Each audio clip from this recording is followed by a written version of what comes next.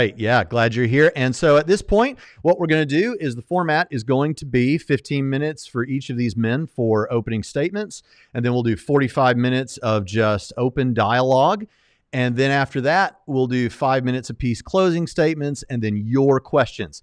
If you want your questions to be answered, I can't guarantee it. I will follow Pritchett rules, which means super chats get first choice. But put question at the beginning of your question either way, and in all caps. And I'll try to catch those as we go, and then we'll get to those at the end. With that, I'm excited to let Danny go ahead and begin with his opening statement. Danny, I'm going to pass it over to you with your PowerPoint, and the floor is all yours. Awesome. Thanks again for having me on. So the topic of debate is, are human beings souls? And there might be some ways that we could interpret this question, but essentially I just want to reject the whole notion of soul. So no matter how you interpret it, whether you interpret it in terms of humans having souls or being identical to souls, right? I'm here to present some arguments against the whole notion of soul. So no, let's hope that so the answer is no. All right, not for me. But my objection. So here's what I'm going to try to do. I'm going to tailor my objections to be compatible with Christianity. Okay. And also I'm going to tailor my objections to be compatible with dualism. Okay. In a way where my naturalist friends can grant dualism and still pose objections to people that believe that we are souls or have souls, as well as not to alienate Christians from if for some reason one of my arguments persuades you, you don't have to leave Christianity. In fact, I think there are some Christians like Peter Van Wagen who does not believe in souls, right? So in terms of how you would interpret that theologically or biblically, that's on the Christian side. But I'm just saying that there are Christians that I'm aware of that don't hold to the notion of soul. Okay. So quick exercise. What I want you to imagine right now is you in space, like in outer space, like out in the moon, where the moon and asteroids and all stuff. Okay. Now, what did you imagine, right? Did you imagine your body, like you in your clothes right now? Did you imagine yourself in an astronaut suit? Did you imagine your brain, for those mind-brain identity theorists out there? And for those that maybe believe in the spiritual, did you not imagine anything? You just imagine some kind of like essence or soul stuff, which we'll get into. The point is that I don't think anyone was irrational for thinking of themselves in terms of their body or in an astronaut suit. And the usage of I is actually quite elusive in our common language, right? So look at all these usages of the I here, right? I am happy, I'm being seen, I'm having a heart attack, I'm dead, I'm a new person, I was a fetus.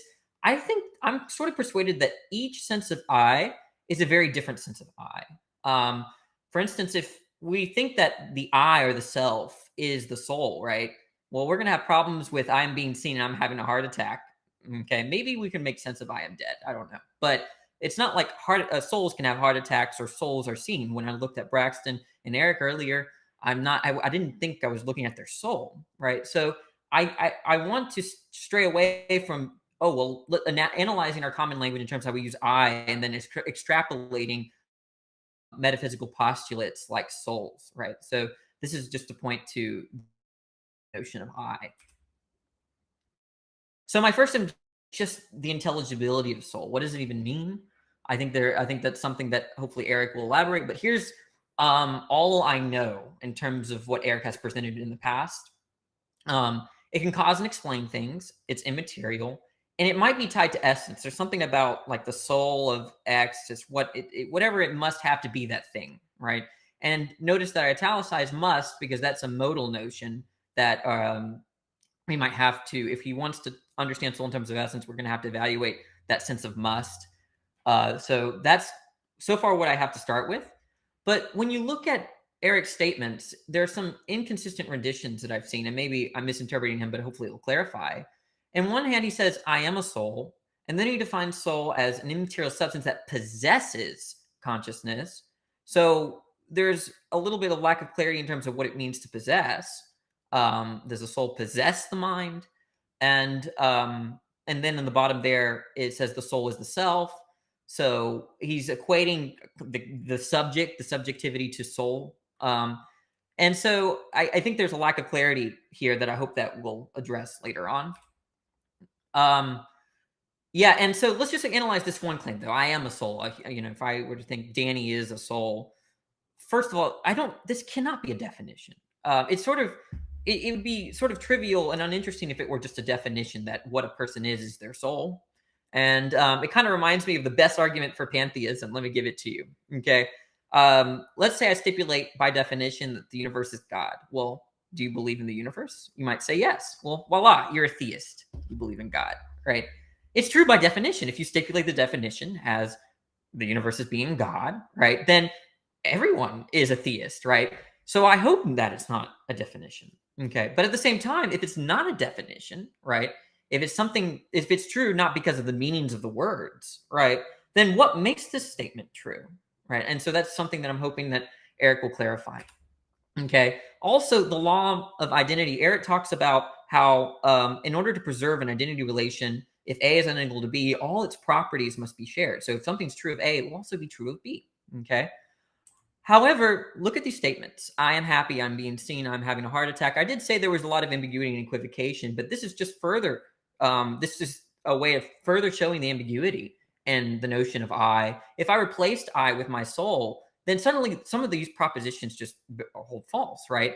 So if it's the case that this I, the sense of self, is identical to and indiscernible from soul, right? We're going to have a problem with that Leibniz's law of indiscernibles, because there are going to be certain things true of the I that are not true of the soul, right? Given what I know about it. Okay. My second objection. It actually, weirdly enough, people that accept souls, it has hallmarks of physicalism. I know that sounds very strange. They want to distance themselves, like dualists, substance dualists. They want to distance themselves from physicalism. Actually, in my opinion, sort of think like a physicalist. Let me explain why. Okay, so a lot of philosophers of mind want to find the true nature of mind, right? So for the physicalists, they want to understand mind in terms of brain, right? So they take a kind of a subject thing, a first-person point of view thing, and try to understand it in terms of something outside of that mentality, brain, right? Well, I think people that accept souls or substance theory that characterize self in terms of soul are doing the same thing, right? They're taking mind, right, something first-person point of view, mentality, and understanding in terms of soul stuff, okay? So in a way, there's a kind of, I don't think Eric would ever say this in his life, but I see it as a kind of reduction, right? It's just a reduction to some other non-mental immaterial thing, right? So I think it's a very similar type of problem. Okay, so how I see a true like dualist is someone saying, no, mind is not understood in terms of brain, nor is it understood in terms of soul. Mind is its own category. When I have a belief or desire, that's not understood of a soul state or a brain state. Okay, so that's how I see like the kind of purest form of dualism. Okay. Also, I think physicalists might even be in a better position, right? When we say water is H2O, we can evaluate that, right? Whether it's true or not, because we know we have a concept of H2O as these certain properties of hydrogen, oxygen, atoms, protons, whatever, right? And the same way that if the reason why I think Eric can present pretty good objections to mind identity theory is that he knows what a brain is, right? And he characterizes, look, if brain is this, self is this, there's the law of indiscernibles, there's no way to reconcile an identity relation there. But given the kind of unintelligibility of soul, or that I just don't know what it really is, it's kind of sort of meaningless to me. It's like saying water's glob glob. Well, is that true? Well, what's glob glob? What if I tell you, well, glob glob is a physical thing and it causes things and explains things and it bears the essence of water? Well, then what are we left with? I mean, are you going to, okay, now you think water's glob glob? No, you need more information, right? And I think this is what's happening when we say the self is the soul. It's just it's too ambiguous to accept. Okay. And here's another parallel in terms of how the law of indiscernibles, there on the left column, all the way to the right column, there's basically physicalism. I am happy, something like there is a brain state that constitutes happiness. Well, I don't see why the people that accept souls have it any different, right? I'm happy. Does that just mean there's some soul state that is that constitutes happiness or that makes happiness possible? I think it suffers from the same problems that Eric wants to pose against the physicalist. Okay. So essentially, here's another demonstration why it's kind of like physicalist-like. Okay. Brain, right? Well, let's just scratch out, like I did, soul and put brain. a material substance that possesses consciousness along with its states and properties and animates the body. That's physicalism, right? So it just has striking resemblance with physicalism, albeit that Eric does not construe the soul as material. Okay. Another last objection before I wrap up. I'm gonna change Occam's razor to a God version of Occam's razor. So God has a choice between two worlds, right? He gets to actualize one of these two worlds. He can actualize a world on my left. I don't think I'm sorry to challenge with left and right, but where without the soul, without the red letters, right? He can actualize that world, or he can characterize the world on the right. Okay. Now, God has a set of aims. He wants to create Eric for a certain purpose. So he has to give him a mind. He has to give him free will, the capacity to be moral, a body, right? And once he can, actualizes those sorts of things, then he accomplishes a certain aim, whether that be to be with Eric and forever in heaven or whatever. Okay. Now, here's the thing. I think God could do that without soul, right? God essentially could instantiate the left. Why would he need to instantiate this extra thing called soul to satisfy his desires or his aims for Eric, right? It seems superfluous. It seems like you can just get rid of the term, at least in a metaphysical sense. I'm fine with understanding soul in a metaphorical sense, or talking about your very sense of personality or something like that, or how you see yourself in terms of your Christian identity, your soul. But in terms of this like robust metaphysical postulate, it seems like God doesn't need it at all. So there's a kind of version of Occam's razor there that I think holds true. Okay.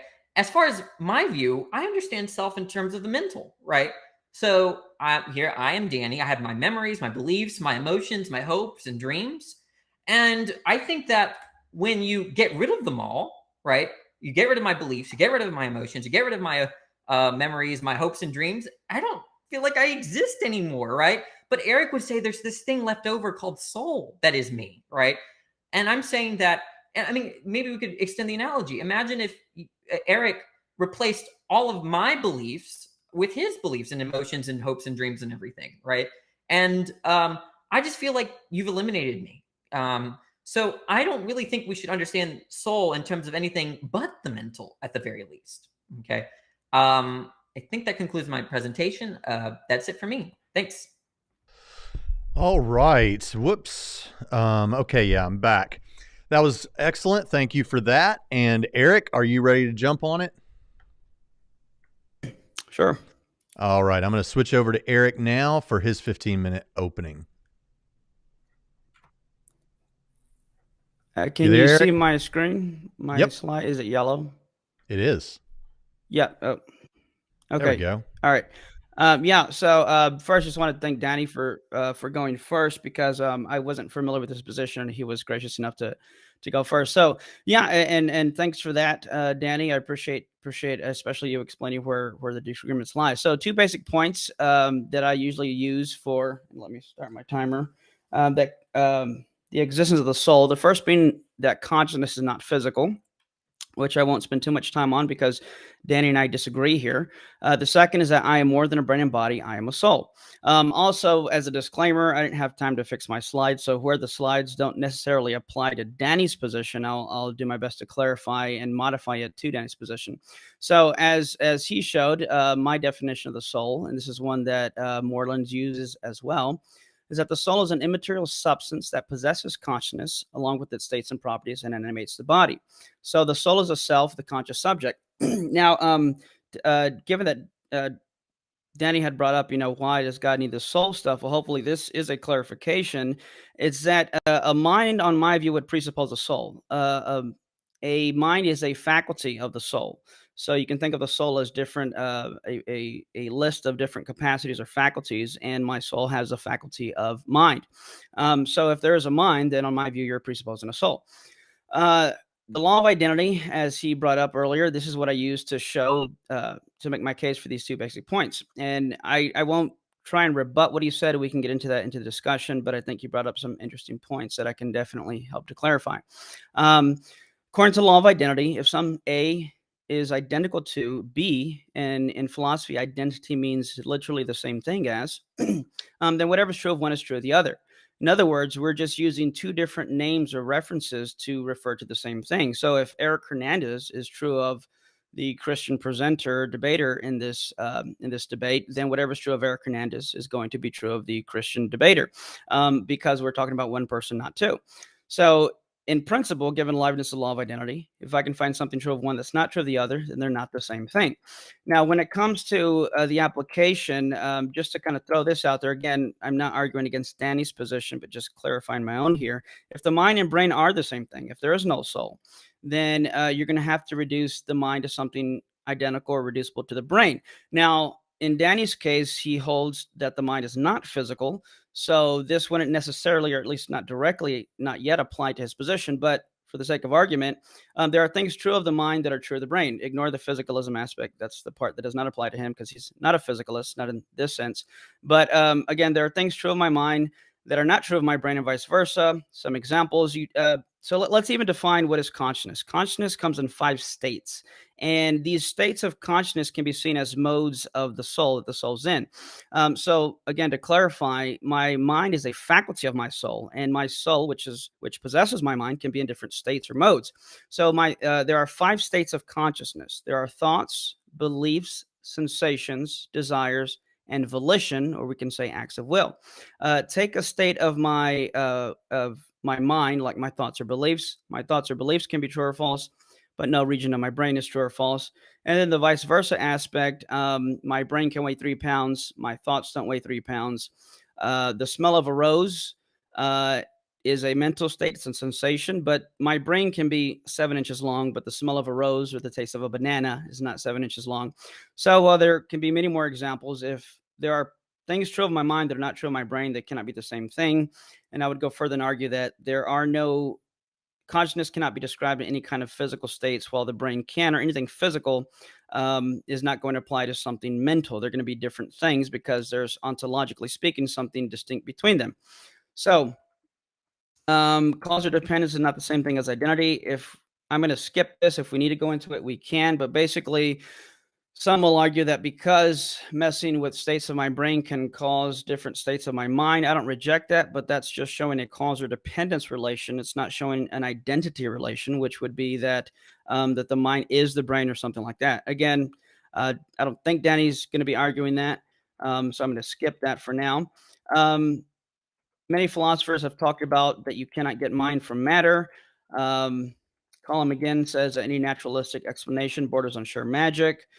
Jagwon Kim, for those who may appeal to some type of emergent view, he says that correlations are not explanations, but are in fact the very thing that need explaining. So just labeling something emergent or supervenient, all that does is slap a label on the problem. It does not give an answer to the problem. For my second point, I want to give a few arguments. And again, I'll have to modify them to accommodate to Danny's view. Now, if I'm just a brain and body, then I would be what you call a mereological aggregate. Now, I don't think Danny, from our interactions, he hasn't given a position. I was kind of hoping to hear that, but what he defines as the I. In private messaging back and forth, he says he leans to a bundle view, which is sometimes called a bundle view of substance. So a mereological aggregate is a collection of separable parts held together in a certain structure. Now, for Danny's view, this would still be some type of an aggregate position, but it's just a bundle of properties. It is an aggregate of properties held together in a certain relation. So now we're just talking about properties, and these would have to include immaterial properties. So the first argument I would claim, and again, replace the first premise would have to be modified. Rather than I am a purely physical object, for Danny's view, we could say, given the two options on the table, I'm either a bundle, an aggregate of properties held together in a certain type of relation, or an immaterial soul. Now, to even clarify this, because I want to try and be as clear as possible, the reason that these are 2 points, the first being that consciousness is not physical, is because when we use the word I, let me even just go back to that. When we use the word I, it's an indexical word that refers to something. So when I use the word I, what am I referring to? So when Danny said, imagine yourself in space, what are you thinking of? That is the I. He's referring to the I. Now, I'll get to the illustration maybe when we get into our open conversation. But basically, I'll put it this way. when properties are exemplified in the world, they don't just show up or float around by themselves. For example, when redness is instantiated or shows up in the world, say I'm driving down the highway, I don't try to avoid hitting the property of redness, but rather I try to avoid hitting something that possesses a property of redness, namely a red car. In a similar way, if both Danny and I grant that there are these immaterial mental states and properties, the next question would be what possesses them? So that's what I meant about the possession, the grounding of these things. Thoughts have thinkers. A thought does not just float around in the air by itself, so to speak, much like the color red doesn't just float around. It's possessed and grounded in something. Without me, there would be no Eric's thoughts if there were no Eric. So when I use the word I'm talking about the conscious self, the thing possessing these mental states and properties. So the next question becomes, what am I? Again, the two options on the table is an immaterial substance, a soul, or a bundle of properties. Now, going back to this, if I'm either a bundle of properties held together in a certain relation or an immaterial soul, if I'm just a bundle of properties and I do not retain identity through change.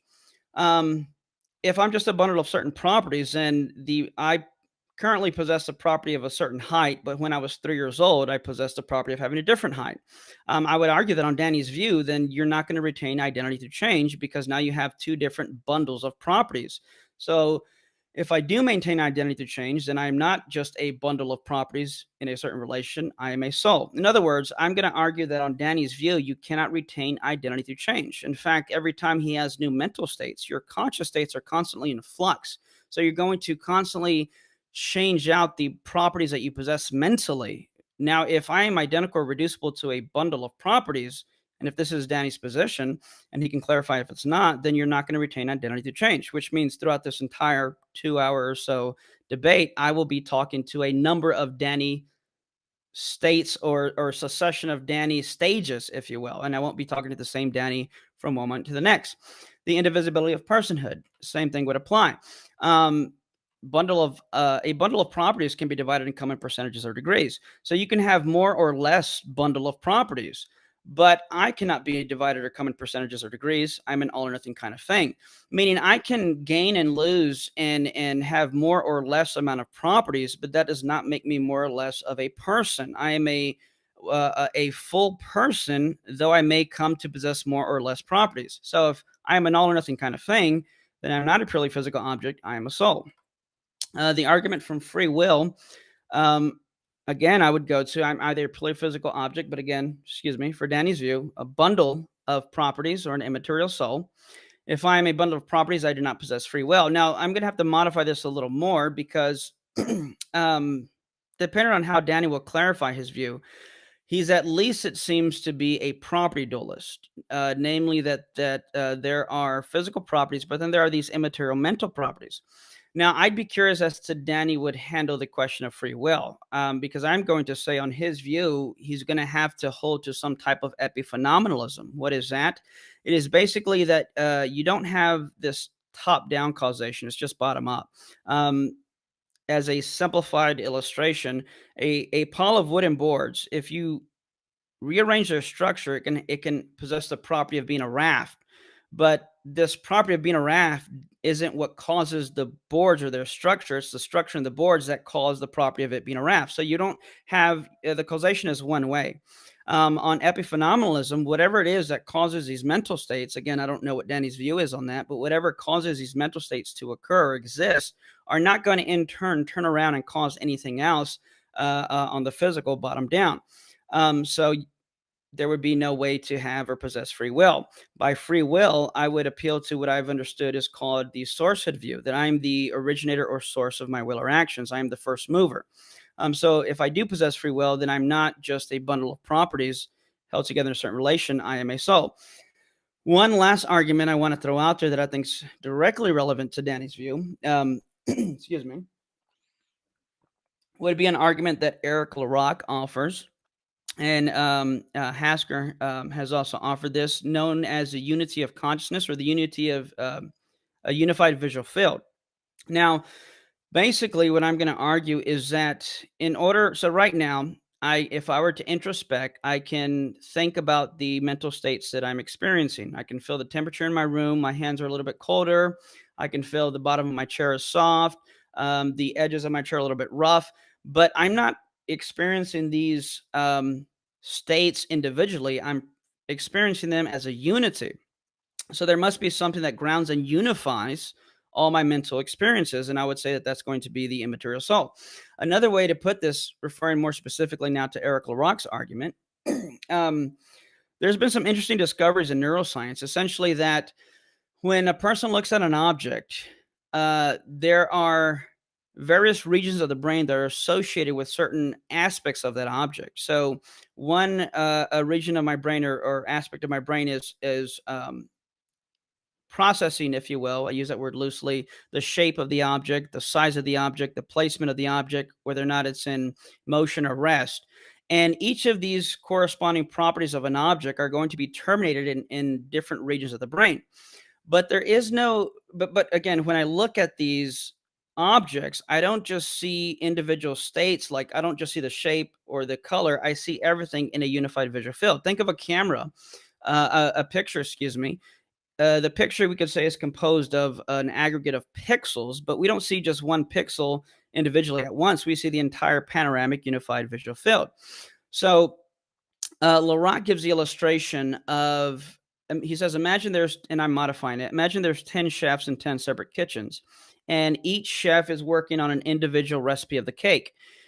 Even if all 10 chefs are working on the recipe of this cake at the same time, it does not follow that there is one chef working on the entire cake as a whole. For that, you would need some master chef to gather and unifying all the respective parts of the recipe into a whole unified cake. So unless there's a unifying master chef, you won't have a whole cake. In sticking with, rather analogous to this, we could say that if I am a bundle of properties and there's nothing that's going to unite my visual field. So if I'm just a bundle of properties, I'm not going to have a unified visual field. I do have a unified visual field. Therefore, I'm not just a bundle of properties. I am a soul. In other words, just like the chef, you're going to need a master chef, the soul, that is going to unite, possess, and unite all of these into one unified consciousness or one unified visual field. And I'll argue that on Danny's view, that can't be the case. There has to be something that is grounding and unifying all these properties into one thing, as opposed to just a collection of things with certain relations. What is it that possesses these relationships? What is it that gives unity to this? And what is it that makes me me? There could be more to say, but my time's running out, so I'll just conclude with that. And I'm looking forward to the interaction.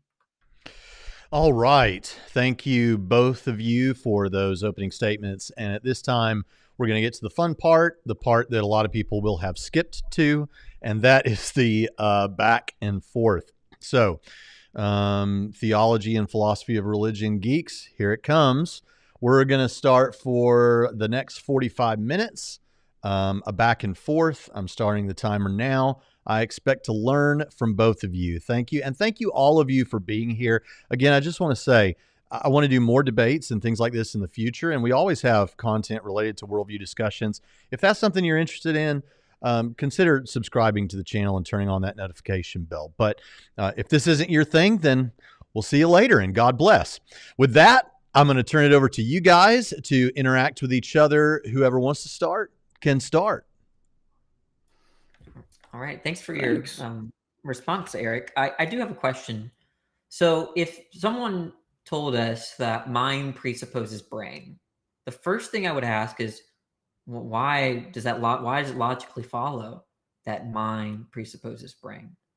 And so when you say mind presupposes soul, I'm actually asking the same question, right? And so I think what would help is if we really got into what you meant by soul and maybe why it might be entailed by mind or mentality. So I didn't know if you wanted to start there. Yeah, well, I was going to start with kind of addressing some of the things you said, but let's start with that. So, on my view, the mind is a capacity or a faculty of the soul. So, if there is a mind, it's going to presuppose an ontological grounding, which would be in an immaterial substance like the soul. Okay. But to say that there's a grounding relation is to distinguish them. For instance, many Christians say Yes. morality is grounded in God. Morality and God are not the same thing. So Right. if you want, if you want to preserve an identity relation between the self, which is me, like I take my beliefs, things that are present to mind, me, to be identical to soul, right? I think you're going to have to let go on that grounding relation. Yeah, no, I don't think so. And I'm glad you brought that up because that segues into what I wanted to respond to. So earlier you gave like different statements like I am happy or my brain is happy, and then I forgot what the other thing was, or my soul is happy. So this goes into different types of ises. There are 4 different types of ises, and I think you were unintentionally, I'm sure, confusing the different types of ises. There's an is of identity. There's an is of essential predication, an is of accidental predication, and an is of constitution. So if I were to say the person talking right now is identical to Eric Hernandez, that's an is of identity. They're the same thing. If I say Eric is human, I'm talking about an is of essential predication. I predicate what it means to be human. If I were to say Eric is a mind, that is an is of constitution. Part of what it means to be me is that I have these mental states and properties. Now, the reason you wouldn't have to let go of that grounding objection is because I'm making a distinction between faculties of my soul. So when I say the word I am the thing that unifies and grounds these faculties to begin with. So without a me, there is no Eric's mind without Eric. So I, Eric, am my soul, and within my soul, there are various faculties. Okay. So with respect to those statements, I understood that the purpose of those statements that I had up on the screen, it was the fact that in our normal language, it's very ambiguous what people mean in terms of the I. Sometimes we use I to refer to our hands. Sometimes we refer it to our mentality or aspects of our mentality. And so the point of those statements was to note the ambiguity in our language, and as to not extrapolate metaphysical conclusions from our everyday usage of of I. And so, yes, I understand there was a lot of touch on that? Of course. Yeah, thank you. Well, first I'd say, we shouldn't try and take philosophy. I'm agreeing with you in this aspect. We shouldn't derive metaphysical truths from a loose popular sense of the way people use language. Now, but just because people can use language ambiguously doesn't mean that there is a proper definition, especially within a philosophical context, and especially when discussing the philosophy of mind, how we use certain words. If someone were to say, I'm compatible with my wife, I don't think anyone's going to think that they're talking about a certain view of free will and determinism. I think we know what they mean, but when we're in a philosophical context, laying out and defining what we mean by certain terms, then I think it's perfectly within our rights, if you will, to use these terms in certain ways to define or identify what we say. So even if I were to say, "Oh, how can I put it?" Because one of the things you said is like you mentioned that that the physicalist has an advantage in some aspects. Well, the only advantage would be that if you identify I with a body. So if I said I scrape my knee, then I'm not saying it's not an is of identity, but perhaps an is of constitution. That part of what constitutes me while embodied is that I have a knee. So it's going to depend on what type of is you're using, but at the same time, if I'm speaking in a loose popular sense, I'm not doing philosophy of mind. So the only advantage the physicalist would have is that they can analyze my body, but if I am not identical to my body, which is what I argued, then they are not analyzing me. They are analyzing a part of me that is an extension, if you will, of my soul, but they're not analyzing me, Eric the self. Just like when a neurologist looks at my brain, they're not looking at my thoughts. Right. Earlier, you said that we have to be careful and try to analyze a proper definition, right, in a philosophical context. But that's kind of my point. There is no proper definition of the notion of I. That's what I'm contending. Take the statement, and I don't think it's always a conflation of the notion of is. Like, take the statement or to the term male. I think male is a biological category. It is something that could be analyzed by the natural sciences. But when I say I am male, right? Yeah, that's perhaps not the is of identity, sure. But what I'm more interested is that what is that usage of I, right? it can't be soul, right? Because soul is immaterial, and maleness only applies to material things, bodies, right? I don't think there's a male soul, certainly, right? I do. Okay, so do you think God is male, for instance? No, I don't think God has a Okay, gender. so well, maybe you don't distinguish between gender and sex, perhaps not, and that's fine. I don't want to get into that, but the point is that having XY chromosomes, having sexual characteristics like deep voice, being tall, having certain genitalia, these are all physical characteristics that constitute male, right? We can look in a biology book and understand how institutionally they understand maleness, and then we can identify ourselves as that, right? I am male, right?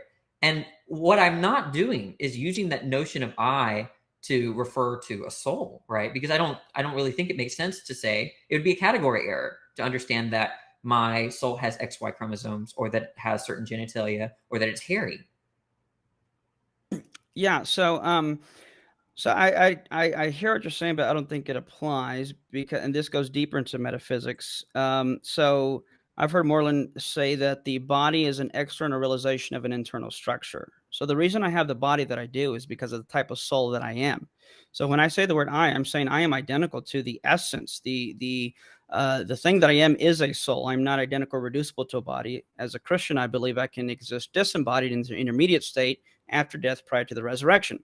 Because if I'm going to say that having a body is essential to what the kind of thing I am, then while I'm in an intermediate disembodied state, I'm not me. But I don't think that would make sense. Now, granted, that's leaning on some theology, but I'm just pointing out the fact that it's not inconsistent or incoherent on my view that I am identical to a soul, though I can and am embodied, and that my body is an external realization of the type of structure that my soul has. So I have eyes because I have a soul that has the faculty to have sight. So it develops, if you will, eyeballs so that it can utilize its capacities. Okay. So in the case of a phrase like I am male, if you're saying I is identical to the self, or sorry, and self is identical to the soul, then are you saying then that your soul is male? Is that true? Is that how you would Mm-hmm. understand? And so by Sure. male, you don't refer to like the sense of maleness that is understood in biology textbooks about XY chromosomes and all of that, and having a certain genitalia. That is not your conception of male. So I think if I can answer it this way, I think there needs to be a distinction at this point made between what something is ontologically and how we identify something epistemically. So, for example, and you tell me if, and this is just a off shooting from the hip example. I think part of what it means to be a person is to have the ultimate capacity for consciousness. Because earlier you said if you took away your memories and your hopes and dreams, emotions and beliefs, then do you even exist? Well, I say sure. If you're in a coma, you can still exist without these things, but you still have the ultimate capacity that when not in a coma, you can utilize these things. So I think reducing it to that gets into problems just like the one I just expressed. So Well, what can I I would respond to say that? is, Can I I'm respond sorry. to the coma? Can I respond to the Sure, coma, or sure. did you want to finish? Yeah, I think that when you're asleep or you're in a coma, it's not that your beliefs are gone. There's just nothing present to mind, right? So it's totally sensical to say that if I were in a coma, or if I were unconscious, someone knocked me out, right? That I still have these beliefs, inclinations, and dreams. They're just not present to mind. Right. So that kind of lends to what I'm saying. I still have the ultimate capacity for these things. So ontologically, if that is within my essence, then even if you were to, hopefully this won't get this demonetized, if you were to castrate me, I'd still be a male because my body is just a reflection of the structure of my soul. So that's why I say there needs to be a distinction between the ontology and the epistemology. Ontologically speaking, I would say that the nature of what I am can be defined in terms of my ultimate capacities, even if my body does not express these ultimate capacities. So, because we brought it up, and I don't even know if I want to go here, but we're going. Mhm. I'm going to at least touch on this. That's Yeah. why I don't. That's why I think even if you were to change your genitalia, you're not changing the kind of thing that you are, because you're just changing something that is constantly correlated with what it means to be male, but at essence, you would be a male or female without going into some other possible rare situations. I'm going to say that your body's an external realization of the internal structure of what you are. So if we see human beings that all have 2 hands and 2 legs, it wouldn't follow that someone without hands is not considered a human being, because they still have the ultimate capacity for developing 2 hands, even if there was some type of physical hindrance. Hey, before you jump in on that, Danny, I'd like to ask a question that might help. And I know you've touched on this already, Eric, but I know that you, I may be coming through on somebody's speaker, but I know that you have a view of the soul, of the origin of the soul for any particular human, this Traducianism idea. And I'm wondering if that, I know you've kind of touched on this, but I don't know if the audience really recognizes that there's a clear difference in Christian theology anyway, about how the soul comes to be. And that is either special creation, where God just instantly creates one in someone, like kind of like the special creation of Adam and Eve and all that, except here it's the soul and not a physical thing.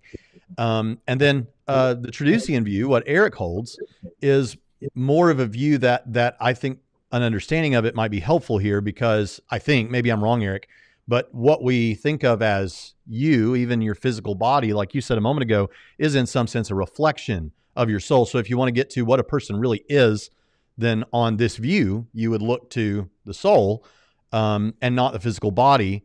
Is that where we're at? Do you want to say anything related to that, Eric?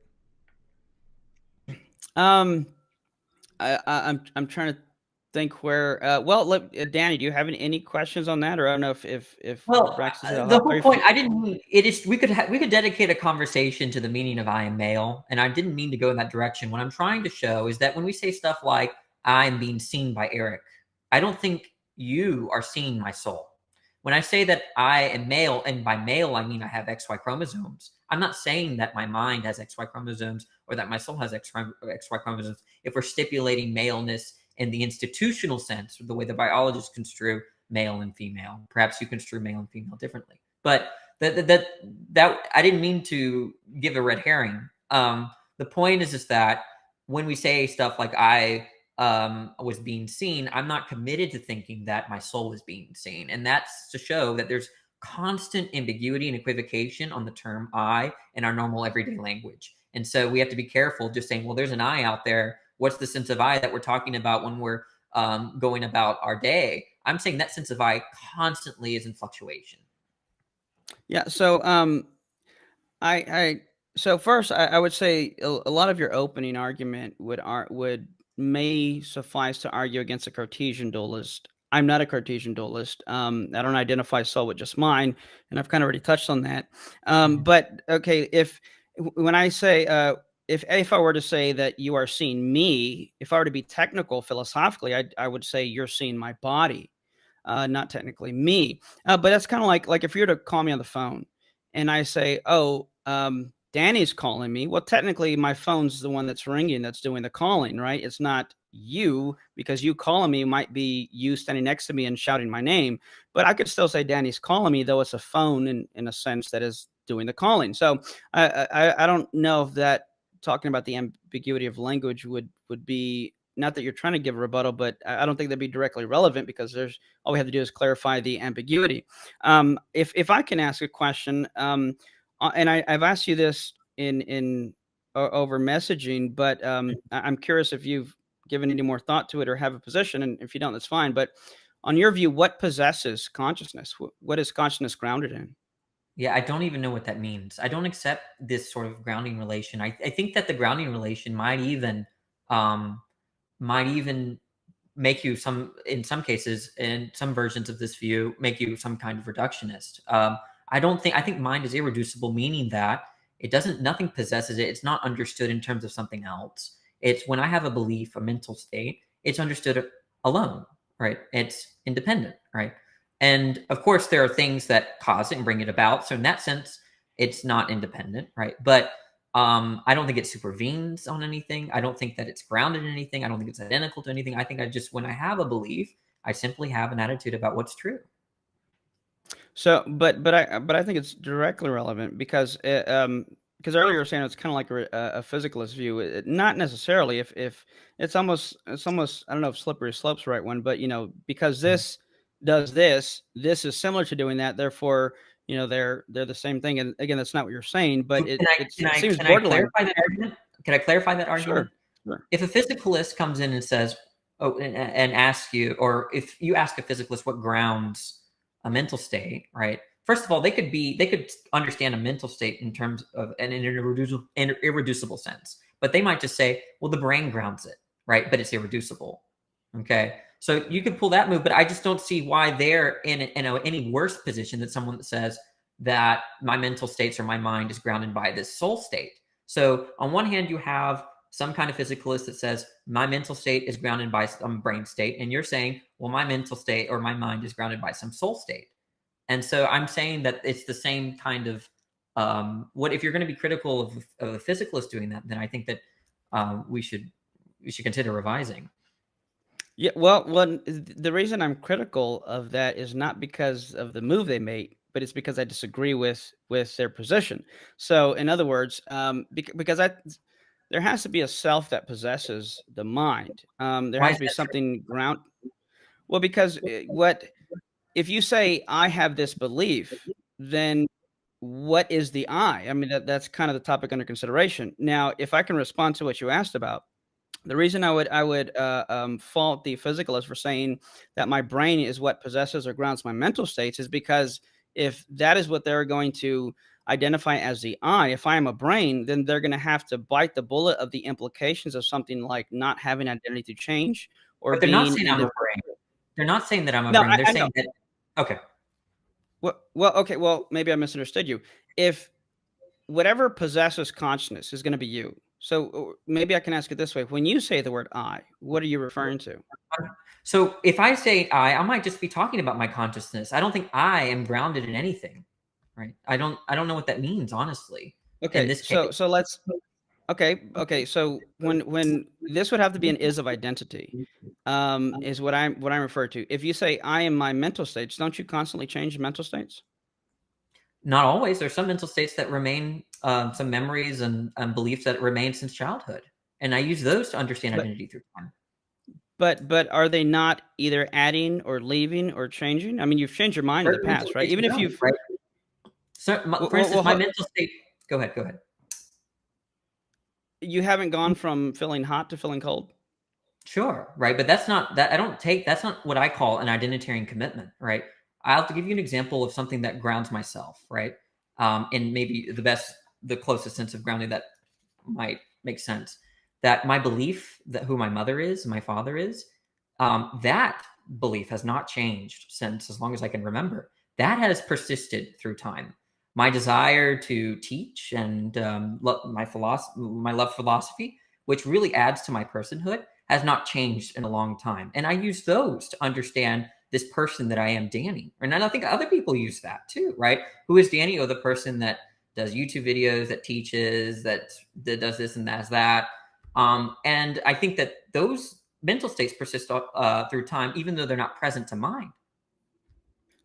But okay, well, here's the problem because it sounds like what you're appealing to is going to be an identity of memory or continuity of some psychological traits. But if, God forbid, you were to Mhm. get in an accident and forget everything, would you be a different person? Yes, absolutely. I wouldn't know who that was. So you would cease to exist, and another lookalike Danny would come into existence. Yeah, look, if I was a mad scientist and kidnapped you, Eric, and I erased all your beliefs, desires, hopes, and dreams, every bit of them, and I replaced it with mine, I've destroyed you. No, so yeah, so then I guess this is where the disagreement would come about, and this is where I would say that the price tag or biting the bullet that you would have to take because Danny at this age, at your age right now, did not have the same beliefs and memories as Danny as even yesterday or 5 years old. No, I do. I do So, have some beliefs that are remain. My belief that well, who my mother is. but time out. Let me maybe I should clarify. Okay. Let's say Danny at 5 years old has 10 beliefs. And Danny at 6 years old has added another set of beliefs to his 10. Now there's 11. These are not the same bundle and set of beliefs. There may be overlapping similar ones, but you and I may share some similar beliefs. It doesn't mean we're the same person.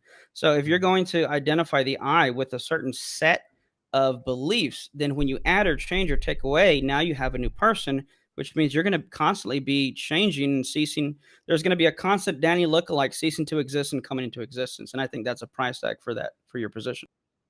In terms of what maintains identity through time, it's not the whole set, it's the subset, right? So my some of my original beliefs, as long as I can remember who my mother was and my love for her and my love for my family, that subset has persisted through time. And that is what sort of, as you would say, grounds my identity, right? And I think I'm not biting the bullet. I think you're biting the bullet when you say that if I took your beliefs and all your desires and your hopes and your dreams and your memories of your family and your friends, okay, your immediate family and friends, and replace it with my beliefs, you would be committed to thinking that that's you.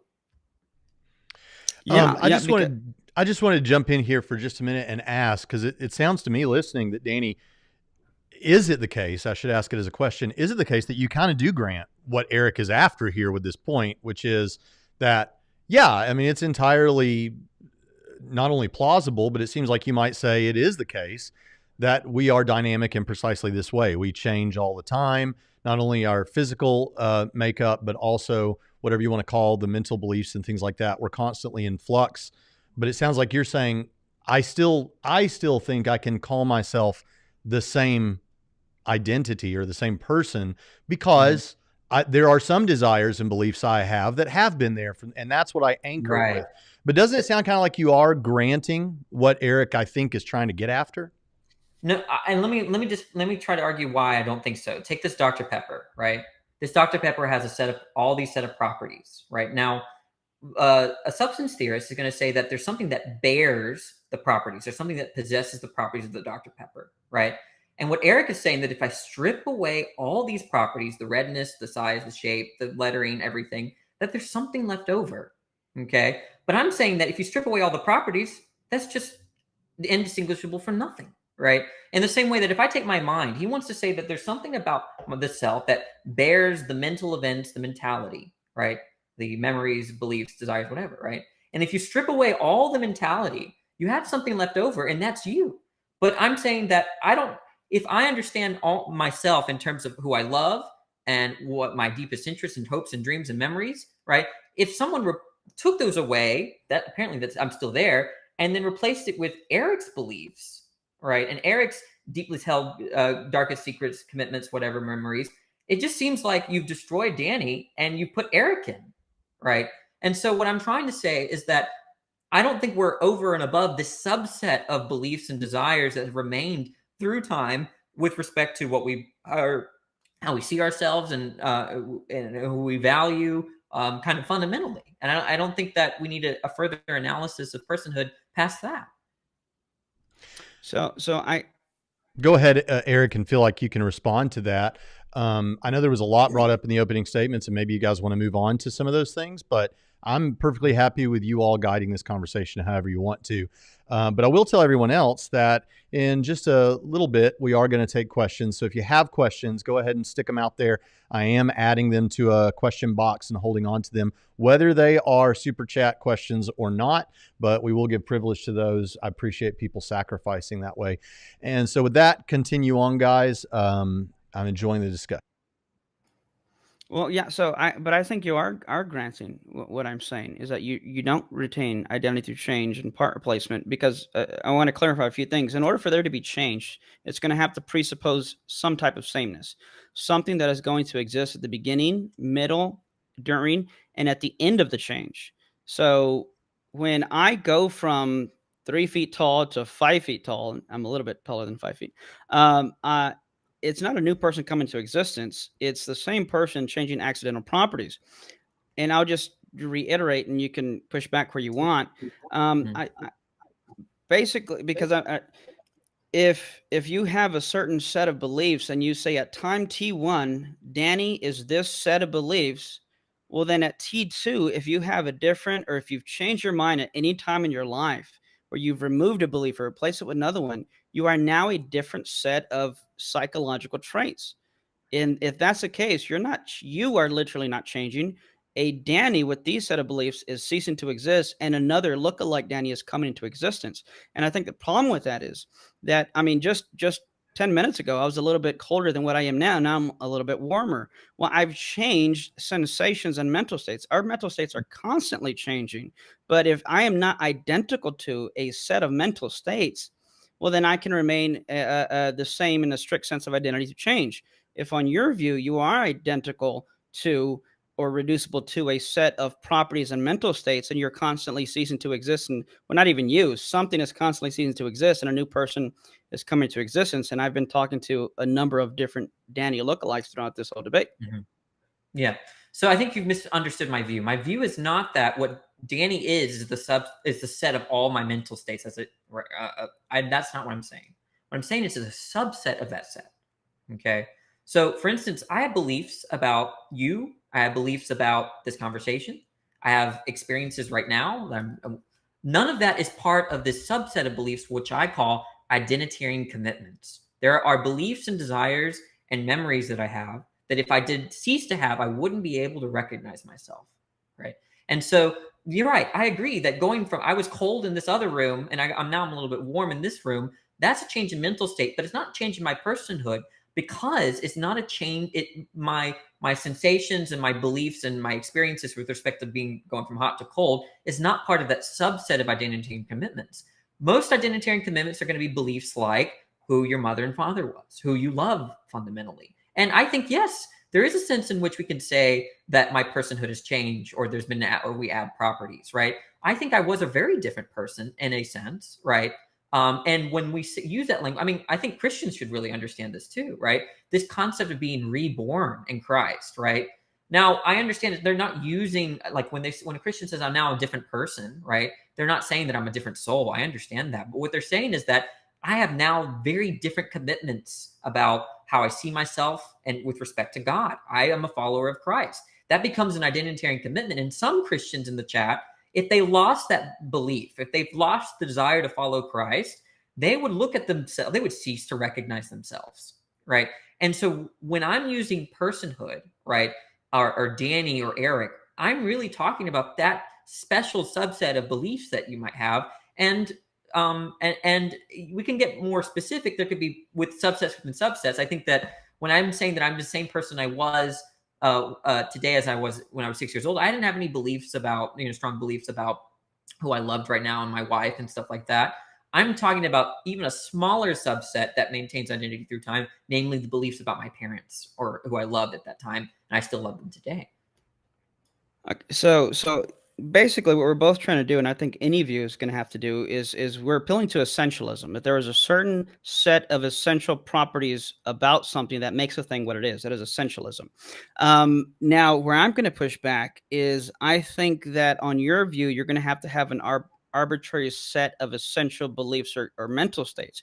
Because, for example, when you were 1 year old, you probably did not know who your parents were, because you just did not have the cognitive ability to even have the concept of a mother or a father, much less know who my mother and father was. So if that's one of your, and I'm going to say it respectfully, it's an arbitrary set of essentialism, then at the moment you begin to know who your mother and father were, then one person has ceased to exist, namely someone who didn't know who the mother and father was, and a new person has come into existence. And I hear an echo. I don't know where that's coming from. Is that coming and from then and then and then let's suppose, again, God forbid, you find out that you were adopted. Your parents come out and say, hey, you were adopted, and then you find out who your biological parents actually were. Well, then now that second lookalike Danny has ceased to exist, and a new Danny has come into existence. And then with regards to even the save thing, no, I am the same person. Because we're talking about a strict sense of identity, not a popular loose sense of identity. If I am not the same person who was once a sinner and got saved by grace through faith, not by my own work, so anyone can boast, then God did not save me. That person ceased to exist, and He created another person that was saved. But now I do believe I'm the same person. So when we're talking about, in other words, that passage or that theological doctrine is not talking about a strict act. It's not talking about identity in the sense that we're talking about here philosophically. And I'll say one last example, and we can move on if you'd like, or you can respond, is that if you were married and you got in a car wreck, I don't think you could honestly come to that person and say, hey, I'm single now because I have no idea who you are, I think you'd still be married to that person. You just lost some accidental properties that were part of you, such as your mental states. Hey, Danny, you feel free to respond to that. But before you do, um, I just wanted to jump in and ask you this question, and maybe you can put this at the back of the deck, okay? Because I don't want to knock you off whatever you're about to say. But would you not like, if it were the case, like let's say you did have to bite this bullet, right? And I understand you don't think you do, and we want to make that clear. But if you did have to bite this bullet and say, yeah, I'm multiple different people throughout my life. That's just the way it is. I'm dynamic in that way, such that I can honestly say I'm not the same person that was 10 years ago or 5 years ago or whatever, or at the beginning of this conversation. What does that do to your case, in your opinion? Would that be a deal breaker, or would that just be an uncomfortable reality? What's at stake with this, I guess, is the question. Yeah, that's a good question. So a lot of this is conventional, right? So when I say that I'm the same person or same thing I was, that was me forming in the womb. I have a different criteria of sameness. I'm actually might be just talking about that's the same body, right? In that it has the same DNA or whatever. But I'm not talking about mentality. I don't think I mean, it's very plausible that I had no mentality, or the body that I embody now had no mentality. When in the embryonic stage. But then when I say that I am the same person I was 5 years old, I might be specifying a specific set of states with respect to my parents and my and but then when I say that I changed after becoming a Christian, it widened. So I think there's something true about what you're saying, Braxton, in the sense that when we are talking about sameness or identity through time, it's conventional with respect to what standards we set for sameness, right? I don't really think of this in terms of like the real me, like this soul that Eric wants to post that's been persistent through time, right? I think that really I might be talking ambiguously, and I would have to stipulate what I mean when I say I'm the same zygote. That's the zygote was me, or that was not me prior to being a Christian, right? That was a different person, right? And I think that we would just ask the person, okay, what do you mean when you say you were a different person or you were the same person? And then you stipulate the standards by which you ground continuity through time. I think that, and the last thing I'm going to say, as far as biting the bullet, I really think that I would be a different person if someone erased all of my beliefs and desires and replaced it with someone else's, right? I just don't think that would be me in any sense. And if that's a bullet to bite, then I bite that bullet happily. It's a yummy bullet. Yeah, I'll let you have the last word on that. We Okay. can, because I'll just be repeating, what I've said before. So I don't know if you want to jump in and ask some things, or okay. So going, because I don't want to ask a question that will lead us back there, right, on accident, but I feel like a lot. But so this idea that we were talking about, mind presupposes soul. Do you think that's a logical relation in the same way that a bachelor presupposes a man? Not in necessarily in that a priori sense, and that might be due to a limitation of language and how we understand things. But I think if my view is correct, then a mind would presuppose a soul, because I'll do you one better, if you will. I think a body presupposes a soul. But these are not things that we may be able to find in an a priori sense, but may be things that we discover in an a posteriori sense. Because I'll say this, I am more certain that I have a soul than I am that I have a body. Okay. So I guess the idea is that could God accomplish his aims without this soul? It seems like it's logically possible, because if you don't think it's a logical relation, then it seems like God can make Eric exactly as you are right now, right? Without a soul. Seems like in the way that the language is used biblically might be more metaphorical. Let's just grant that for sake of argument. But the point is that with respect to who you are, he's just going to understand that in terms of where your heart is, where your emotions are, who you're committed to, what you want to do in life, those sorts of things, right? I feel like he could accomplish his aims without positing a soul. So now, of course, you disagree with my view. I'm hearing the echo again. I'm sorry. My ADHD throws me off when I hear that echo. Just tell me to mute. Let me get back on track here. So remember, on my view, I am a soul. I am identical to my soul. Like that is me. Eric Hernandez, the person talking. Same. Is that a Two logical references. truth? Is that a logical truth? I think so. I think based on my view, sure. And it depending on what you mean by logical, you mean can I deduce that by just thinking? Well, maybe not if I'm 5 years old, but I think when we introspect, like I'll go back to saying I'm more certain that I have a soul, that I am a soul than I have a body. But let me finish unpacking the previous thought.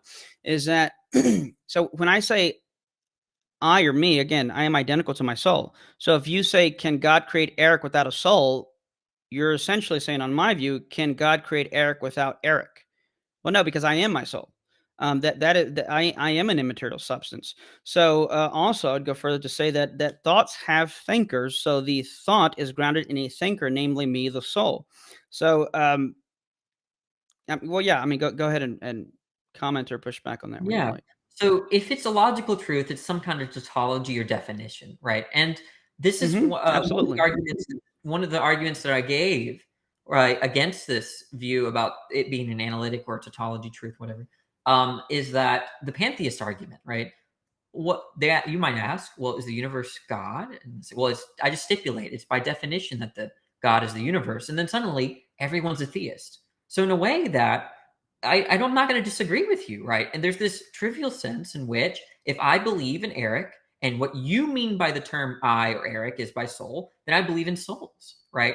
But I mean, my original concept of Eric doesn't change. I'm not adding anything to my concept of you. Well, I think you would have to if you're going to grant my view, because okay, if you don't think I am a soul, then you would still think I am Eric, but you would just disagree with my ontological position of what I am. So, but if you were, for the sake of argument, to grant my position, then yes, you have added something to you, namely that I'm an immaterial substance I'm not that I going to can grant the survive the death of my position. body. No, I'm I not going said to for the grant sake the of argument, if you did. but I'm not. What's going on here is that what you're saying is that if it's a definition, you're telling me this is what I mean by the term. But you can't be wrong about what you mean by a term. If I tell you, Eric, what I mean by universe is God, right? Then I can't be wrong about that. Okay. So you're gonna Right, but I so can disagree. But I go could ahead. disagree and say that I don't think the universe is God, and of course you would disagree and say, "Well, I don't think you are." So that maybe I should have, if I worded it poorly, forgive me. But you said if you grant that, and I took that to mean you granted my position for the sake of argument. You said then that wouldn't add anything to my conception of you. I think if you grant my position, even if for the sake of argument, that would add of your conception of what I am and the kind of thing I am. Okay. So then that means that there's something, then it's just not true by definition, right? Because look, there's a certain conception that I have of Eric, right? I've seen your Facebook photos because I stalked you, and I've seen your family, beautiful family, and I see that your passion for Christianity and apologetics. This is my concept of you, and I feel like it's really to heart of how you see yourself, right? And then you're telling me, well, I'm a soul, and you want me to include this extra thing called soul into your identity. Okay. And I'm sort of, well, if you, on one hand, you might say, well, what I mean by all of that concept of Eric is soul. What I mean by the term Eric is just soul. Then really there's not, that's just a terminological dispute. But if it's not by definition, then you want me to add a substantive, I guess, property to the entity that is Eric. And so that comes down to the question, what exactly is a soul such that it's distinguished from Eric, such that you're adding to my concept? Well, I think so the things you mentioned about, family and everything, and I appreciate that. These would Mhm. be accidental properties, not essential properties of me. Just like, for example, let me turn the tables if I can. So you said, and if you didn't say that, correct me if I'm wrong, but if I understood you correctly, that you're an identical to maybe a subset of beliefs. Yeah, a subset of Okay. but it just depends on the in certain cases I might mean something different when I say I'm the same person in this case or in that case. It just stipulates. So am I the same person I was yesterday? Well, what's my criteria for saying this? That I'm I might stipulate that I have love for my wife and all this stuff, right? On the same and in that sense, I have the same beliefs yesterday. So I am the same person I endured their time. Right. So it just depends Yeah. on what we're talking about. Well, right, but so my point to that was, if you are identical to a certain subset of beliefs, then I can say Danny has a full head of hair. Danny is wearing a maroon sweater. But I would not be pointing to the essential aspects of you, but accidental properties of you. So Mhm. in other words, it would apply both ways. So I don't see how that's a problem. In that your conception of me would be based on a conception of accidental properties, but not essential properties. I'm getting to the Mhm. ontological foundation of what I am and what I'm identical to, because I am not identical to my family or my set of beliefs or the kind of Christian I am. Because at one point, let's say before I was saved, then I wasn't me, which I guess would be consistent on your view because then it's a different person. But on my view, these are just accidental properties that can come and go and change. So your conception of me would be a conception of the accidental properties that I currently possess. Okay. So when I gave you my certain mental dispositions or beliefs that I told you I love for my wife, I do this, I do that. I take those to be identity and commitments. And if you came across someone that did not have those views under that sort of stipulation, that's just not me, right? That's someone else. And so and notice that when I said that I know Eric, right? And this is the whole point of dating, right? You're trying to discover each other's identitarian commitments, what you stand for, right? And I think that so if like for you, right, it seems like being a Christian is very close to your identity, very close to your person, right? It's not as close. Your beliefs about what you're wearing right now are not as close to your personhood, right? It seems like you would lose a big part of your identity if you cease to become a Christian, right? And if you change shirts, that doesn't really matter with respect to how you see yourself, right? And But so when I say, go ahead. you want to finish? Oh, well, no, no, no. I think if you found something to respond to, go ahead. Well, yeah, I think you're confusing identity with personality, because I think you're going back to biting the bullet. And if you're okay with it, fine. I don't mean that in a pejorative sense, but in other words, if you then the beliefs you hold right now and you fall in love with someone, well, they may not have fallen in love with you 5 years ago. If, let's say, you used to be like an ex-convict gangster who would, like, ride around in a lowrider, in a hoodie and whatnot, but it was still you with just different sets of beliefs and attributes. So accidental properties. So yeah, I would just go back to I think you're confusing identity with personality, Well, let where me I'm tell you what I going to mean by the personality. Maybe this is not. I take okay. personality to be something different than personhood. Personality has to do with your dispositions to act or something like that. So being honest, right? Then you have a disposition to not lie. If you ask me what do I have for breakfast, and I might have my personality might be such that I want to lie about that. I don't know, right? But with respect to personhood, I'm not really talking about making predictions about what I would do or not do in the situations where that'd be moral or immoral in certain situations. I think that relates to personality. I'm talking about how I see myself fundamentally. I see myself when I was a Christian, I saw myself as a Christian, right? I think now I would definitely would say my personhood has changed, right? I'm no longer a Christian. Being a Christian was very important to me 50 years ago, 5 years ago. Now, when I say that I am the same person, though, as I was 5 years ago, I'm just using different criteria. What I'm trying to say with respect to identity through time is that it's mostly conventional, right? I don't really understand this kind of real sense of persistence through time. It's conventional to me. Yeah, and I'm talking about a strict absolute sense of identity, which in the literature means that there's something underlining these accidental changes. But like even something you referred to earlier, you said you wouldn't recognize yourself if you had a different set of this or that. But wouldn't recognizing yourself presuppose that there is a self to begin with? And how would you know which set of criteria to look for to, quote, recognize yourself? Because now it seems like you're going to a third person analyzable perspective, which I've heard you say is not reducible to something first person. So if you were to try and in other words, you have to know that you are a self before you can try and recognize yourself, Yeah, and you're not going that's to soft recognize. temporally. That's soft temporally. So look, if you told me, Danny, I got some news for you. In the future, you are going to be a serial killer, and you would have killed your family, and you're no longer teaching. You hate philosophy. You did all this horrible stuff. I would be like, that's just not. There's no way, right? That's just I wouldn't recognize myself. The way that I would understand this is that in terms of how I see myself now versus how my past or future self would see the different indexes of time. Yeah, and I think that's where the distinction of the epistemic conditions and ontological conditions, and I think you're going to the epistemic, which I was talking about the ontological. Okay. Braxton? Go ahead, Danny. You can respond to that. Well, I think it's the idea is ontological, right? In nature, that if you told me that this is how you are, that's beingness, right? This is your mentality, the way you see yourself in the future. I would just distance myself from that. I'm like, that's not me, right? That you must be mistaken. No way. I'm within my rights to do that. Okay, Eric, I'm sure you'll get a chance to respond to that during the question and answer time. So let's go ahead and move into that now. We have had a number of really great questions, and I want to say, first of all, that I think it's pretty cool that we have both of you have fans in the audience. We have here Go Danny from Just Questions, and we have here from somebody named Jonathan Pritchett saying, Eric is my favorite apologist. He better not lose big time here. So Thanks, there we go. Yep. All right, let's get on to some serious stuff though here. Let's Wait, see. this wasn't serious stuff this whole time? What? That was very serious. Right?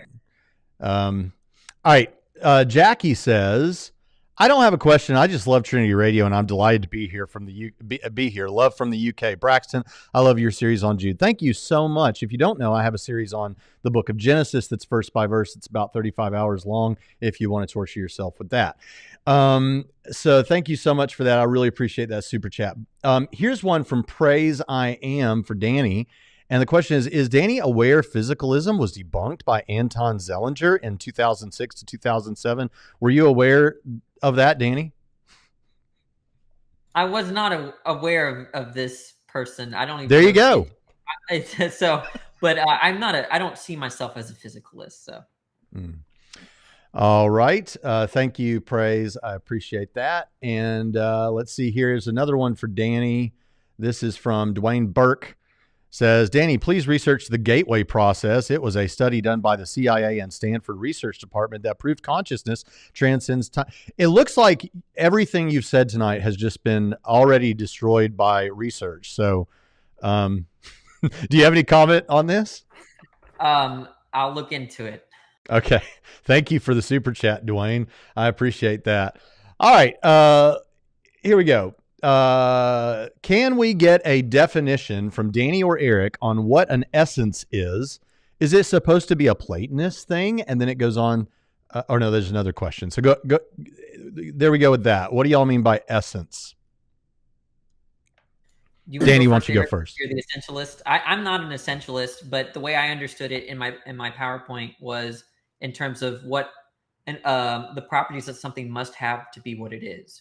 And I understand that notion of must is going to be a little bit different than a logical sense. Most essentialists are not appealing to logical necessity. They're appealing to something like metaphysical necessity. But maybe Eric has a different notion. Well, I think something that is going to be metaphysically necessary is also going to be logically necessary. Depends, I guess, what you mean by that. But, there are hierarchies of necessity, as I'm sure you know: factual necessity, logical necessity, metaphysical necessity. So by essentialism, we're talking, it is an essential attribute of the number two to be even, which means the number two cannot cease to be even and continue to remain the number two. So there are certain essential properties or attributes of a thing that it must possess, without which it cannot be the thing it is. It will cease to exist. So the reason I would say that we're both aiming at essentialism is because it seemed as if Danny was trying to nail down a set of criteria that makes him who he is, that if these things change, he would cease to exist. Hence, it sounded like he was saying these are going to be the essential attributes or thoughts or continuity of mental states that are essential to what I am. And if they change, I cease to exist. I can tell you've got, let's quote the other guy. You've got one in the chamber, don't you? But let's go ahead and go on to this, and maybe we can get some responses in it. This one is I think this is a theological question for Eric. If we are souls and have a body, and when we only see a reflection when we physically see a body, then is physical creation not so important, presumably on Christianity? Like, if all this emphasis is put on the soul and the body seems to be, on your view, kind of a reflection of the soul, then is the body important, I guess? Oh, it's very important because so none of what I said was a value judgment on either the soul or body. It was just making a metaphysical distinction of what I am identical to and what are extensions of me or parts or inseparable parts of me. So on my view, especially like you were alluding to earlier in the Traducian view of the soul, there's a deep, deep integration with my soul and my body, and the natural state of my soul is to be embodied. So I'm not trying to posit some type of Gnostic view. I'm simply talking about identity and what I can't, what can change about me, and I cease to remain the same thing. What are the essential attributes of me? What I am at my core, and I'm identical. What I am identical to the thin particular, not the thick particular. That's other more terms I won't get into, but yeah, I mean, there's lots of value to the body. That's why when in the final resurrection, we're going to have a body. All right. You have anything on that, Danny? You want to push back on that? No, I'm fine. No, I'm good. All right, let's go on to you then, Danny. Here's a question. I know we've kind of covered this terrain a little bit, but has he, I think he's talking about you, now been different people? And is he back to the same person that he was prior to losing A, B, and C? Or is he a new person? He means, I actually did these out of order. He gave 2 here. If Danny has 3 significant beliefs, A, B, and C, he loses A, but keeps B and C, gets A back, but then loses B, etc. If he eventually regains A, B, and C, has he now been different people, and is he back to the same? So, yeah, there you go. Yeah, the way that they set it up, I would be different persons. So if you stipulate that, what I mean by person here is that having beliefs A, B, and C, and if one of those leave the subset, then the person has changed, right?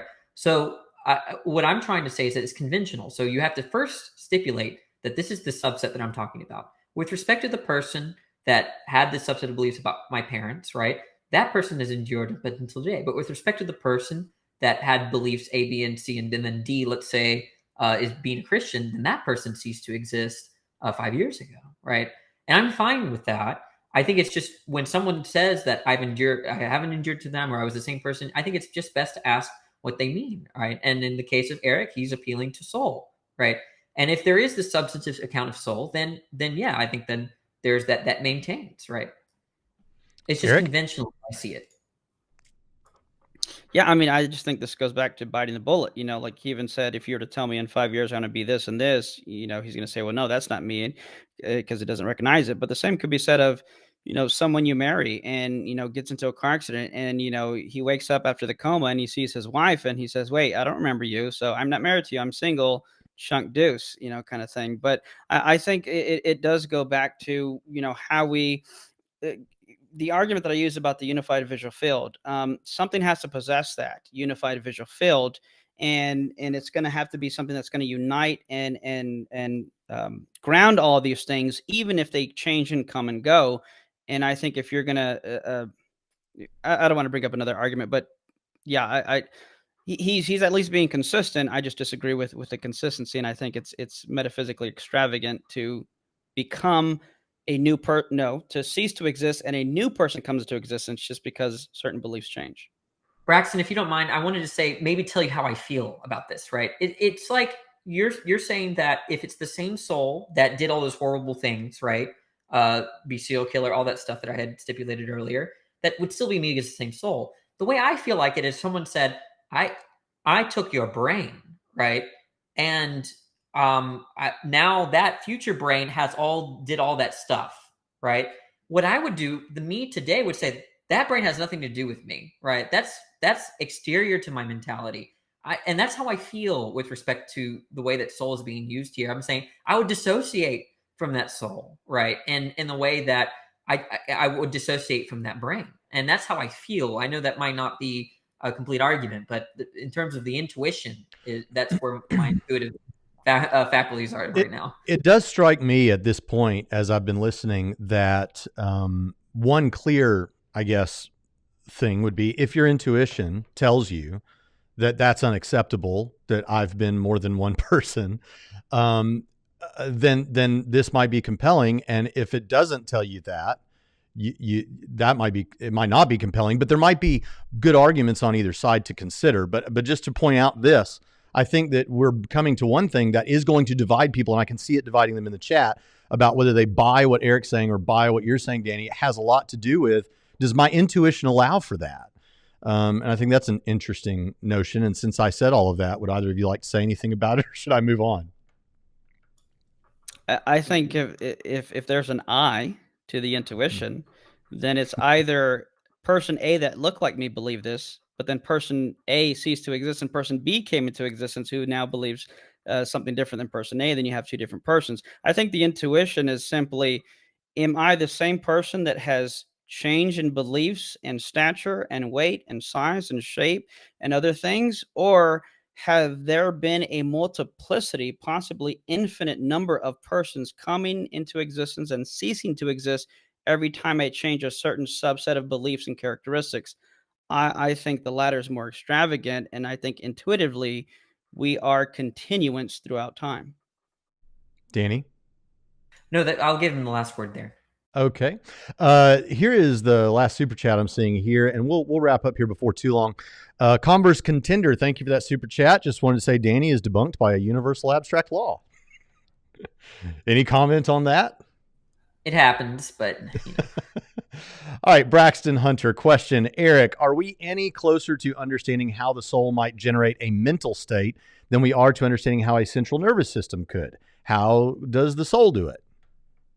Yeah, I think it's a primitive action because you're essentially, well, a few things. If you're asking for a mechanism, then I think you let into an infinite regress, because if you're going to say how does a soul generate this, well, A generates B by way of C. Well, then you can just ask how does A generate B by way of C? Well, by way of D, you let into an infinite regress. So I think it's a primitive basic action, but I think we're more justified in saying an immaterial substance can possess and produce an immaterial state than saying a physical aggregate, because the body and brain are not substances, they're a collection of separable parts held together in a certain structure, that these collection of aggregates can produce some type of mental immaterial state or property. And I would even go as far as to say that when you, well, I don't want to bring up another argument, but simply that there has to be something that grounds this. And if we look at something like free will, so I'll not bring up another argument, but alluding to something we didn't even get to touch on, that if we can show that the mind can have effects on the physical, someone like Jeffrey Schwartz, Mario Beauregard, leading neuroscientists in their field, have showed that, like through cognitive behavioral therapy, the mind can change the chemistry of the brain. So this shows that you can also have an immaterial substance, the soul, changing physical aggregates, something like the brain, even rewiring and changing the chemical composition. All right. Any response, Danny?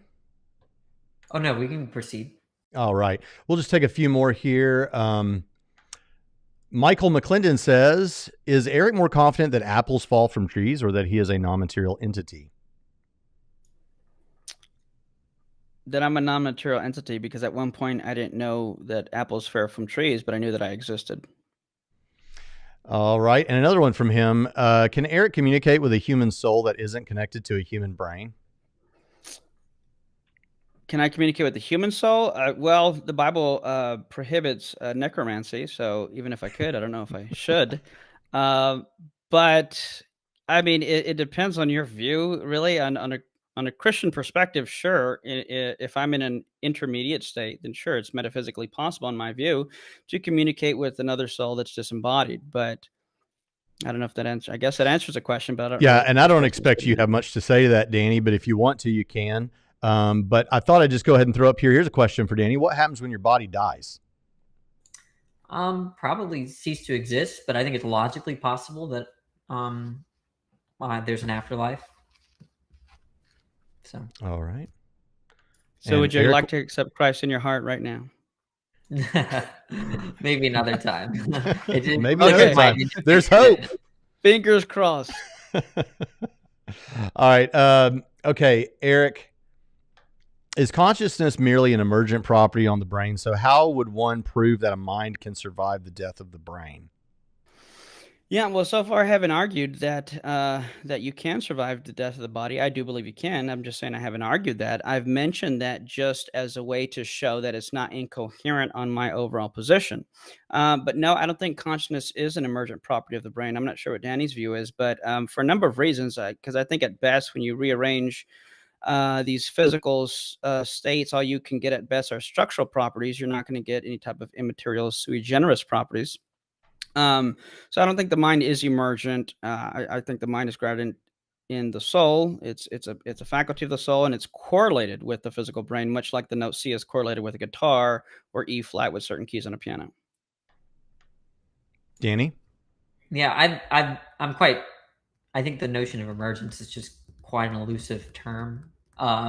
People use it to mean all sorts of things in philosophy and in everyday language. So it's confusing in both fields.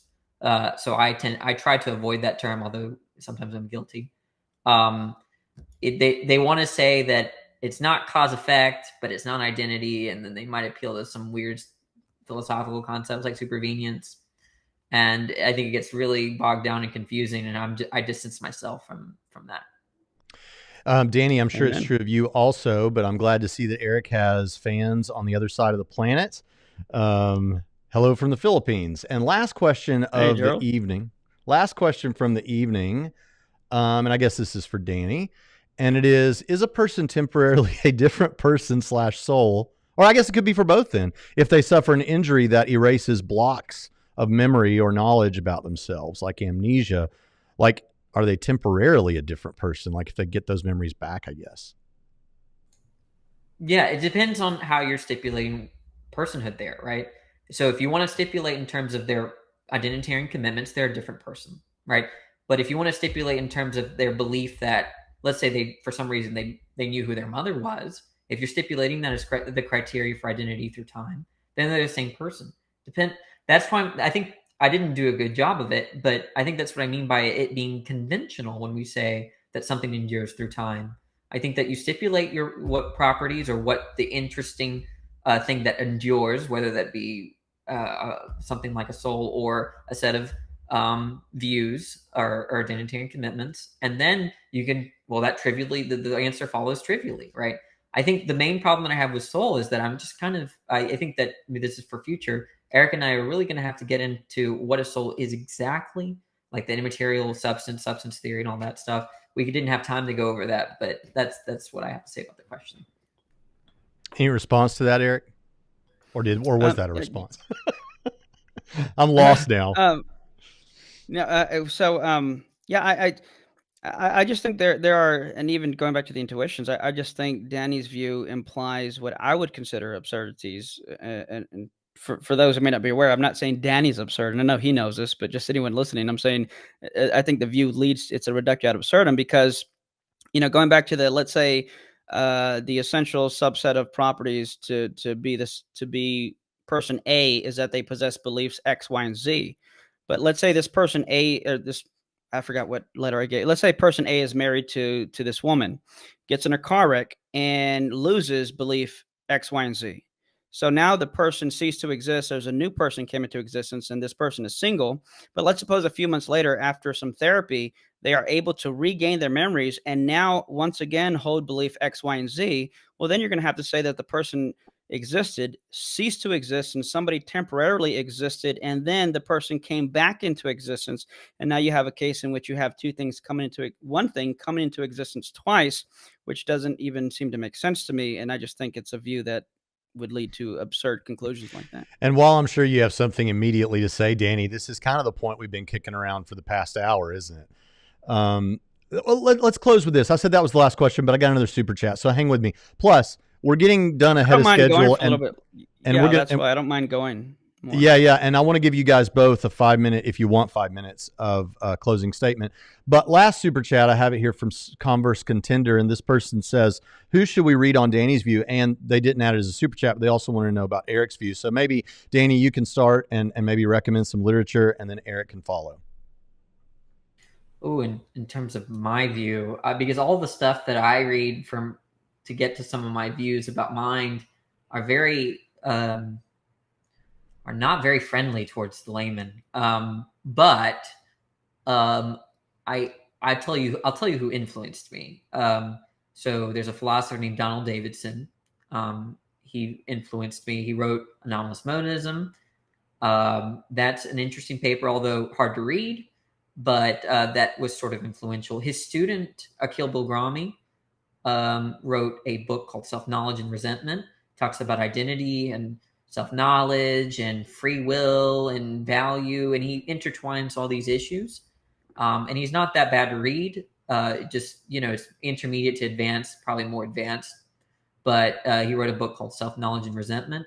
I am accessible via email if you need help understanding some of the concepts.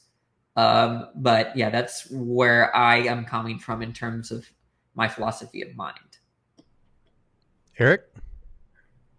Anyone who knows me, it's no surprise that I'm a huge fan of Moreland. This is probably my favorite book that he wrote on the soul. It's called Body and Soul, Human Nature and the Crisis in Ethics, with him and Scott B. Ray. It uses a lot of, or rather, I use a lot of the arguments that are presented in this book. It goes into a lot of ethical things and implications like euthanasia, in vitro fertilization, abortion, things like that. As Danny was saying, not friendly to the layman, consciousness and the existence of God. It's a very technical book, but it's a great book if you can understand it and get through it. Another technical book, The Black Hole's Companion to Substance Dualism. Also great stuff. $150 in your pocket, right? Yeah, right. Yeah, I got this pirated, so no, I'm joking. I saved up and cut a lot of grass. Got a lot of grass as a Mexican to get this. Eric LaRocque's argument is in there. Hasker's argument that I mentioned as well. This is technically intermediate, though, for the layman. They might not think so. Philosophical Foundations for a Christian Worldview. There's like 6 or 7 chapters. That's the new cover. That's the new version. Yeah, and I've read the first one, but even just going back, there's a lot of stuff that's been added, and you can't. I'm not even going to try to show. A lot of stuff that's been, not a lot. There's substantial, significant stuff that's been added with metaphysics, philosophy of mind. There's a whole chapter on identity through change, and a lot of the relevant stuff that I was mentioning. Do y'all know that scene from Bridesmaids? Now, this is a good Christian channel. It's rated R, so I know y'all have never seen stuff like that. But like, there's a scene in Bridesmaids where like the maid of honor like made a speech short, and then a rival comes and makes a longer speech, and then she takes back the microphone, and now I feel like I have to one up, like, Danny, you can be our bridesmaid. Okay, yeah. But no, I think that I would recommend for intro, I gave unfriendly recommendations, to be honest. So a friendly recommendation is I think a lot of what he said was good.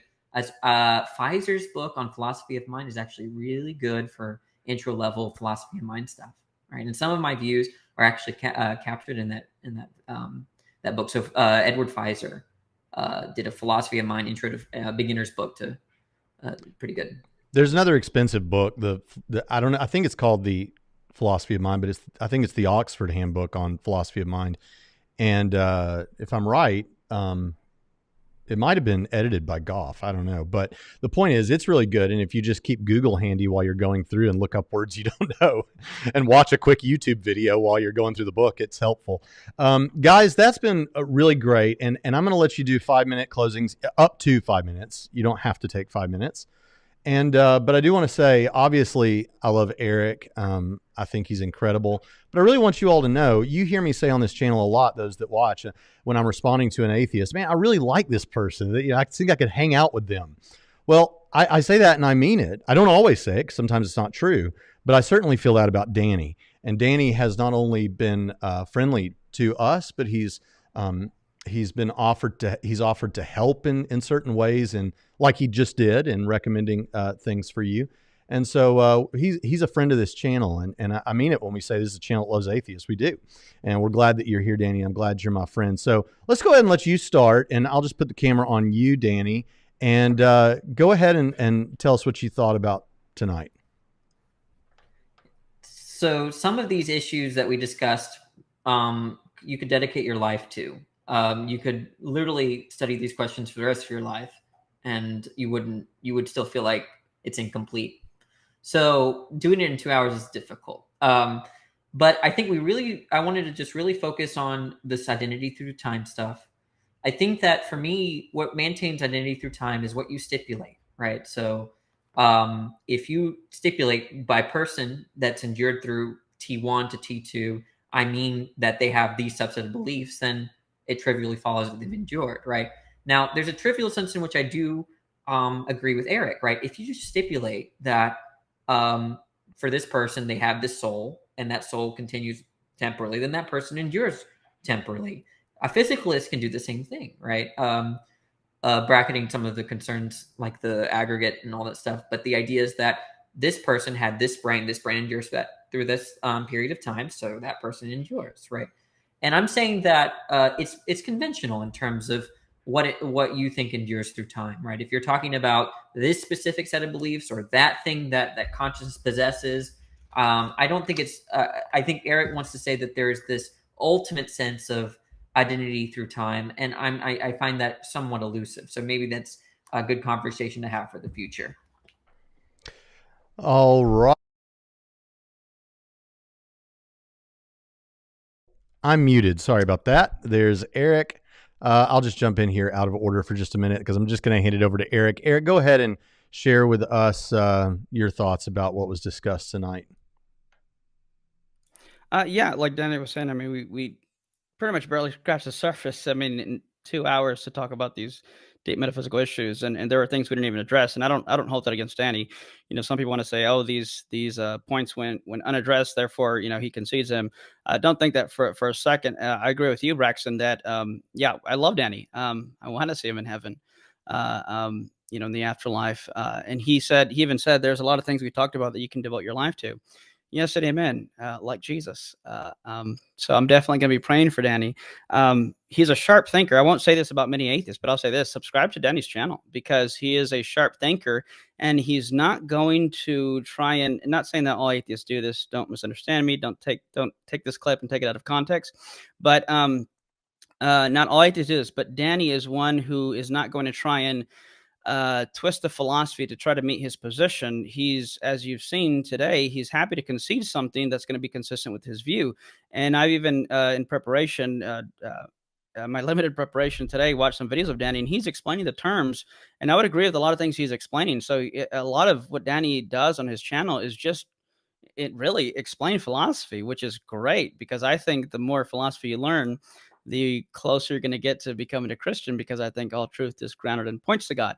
So yeah, I encourage you to check out Danny's channel, subscribe to it. He's an honest guy who's going to present it like it is. And then of course he'll give his position or take on it, tell you where he doesn't have a position on, and he'll be honest throughout the whole thing. So, but that's not really a closing. I guess in closing, I would say, yeah, go back and look at and try to glean what you can if you're not familiar with these topics. It's a lot that was said. I don't want to beat a dead horse because I think we've already talked about the issues of identity through change, that whether or not there is identity through change. And I would just say that when you're looking at these things, look at the implications, look at what's consistent, look at what makes the most logical sense. And I mean, yeah, not much more to say to that other than thank you, Danny, for having this discussion with me. I really enjoyed it.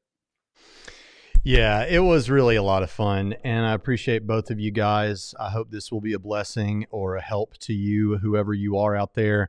And we'll definitely have both of you guys back. Danny, I need to have you on sometime for something else. This has been great. Subscribe to both these guys' channels if you're interested in the sort of topics that we're discussing here.